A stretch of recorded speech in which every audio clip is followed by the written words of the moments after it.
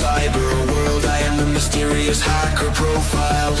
Codes are my weapons, exploring the unknown cyber realm. مساء الخير عليكم.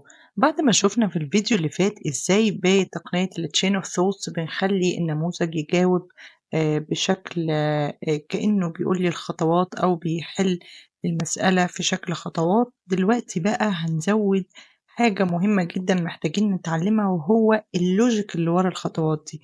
يعني لما نيجي نقول للنموذج نديله البرومبت ونقول له ان احنا اشترينا كراستين ب $12 وفيهم واحدة بتزيد عن التانية ب $2، فهنزود له هنا جملة think about this step by step، يعني فكر خطوة بخطوة، ونفس اللي عملناه المرة اللي فاتت في الاوتبوت وبرنت اوتبوت. وتعالوا كده نشوف النتيجة ونشغل الكود.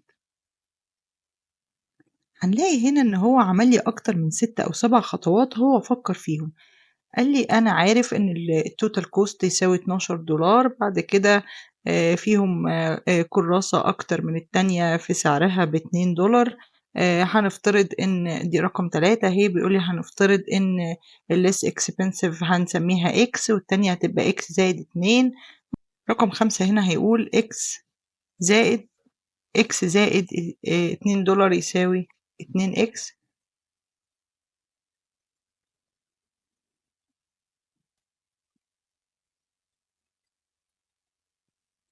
وهيعمل تبسيط ويودي ديت الإشارة الناحية التانية ويعكس الإشارة.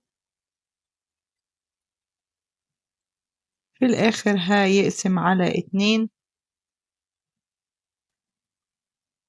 هيلاقي إن واحدة منهم تطلع ب5 والتانية تطلع ب7.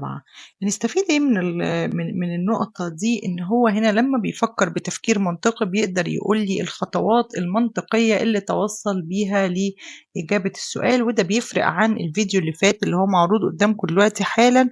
لما احنا سألناه على الإجابة في رقم، لكن ما قلنالوش في الفيديو اللي فات اعمل الإجابة في شكل خطوات. وبناء عليه هنا دي تقنية بتخلي النموذج يجاوب بطريقة صح أكتر، أو أنا بيكون عندي ضمان إن النتيجة دي أكثر صحة. هقابلكم في الفيديو الجاي. أنا إيمان علي ودي سايبر توكس.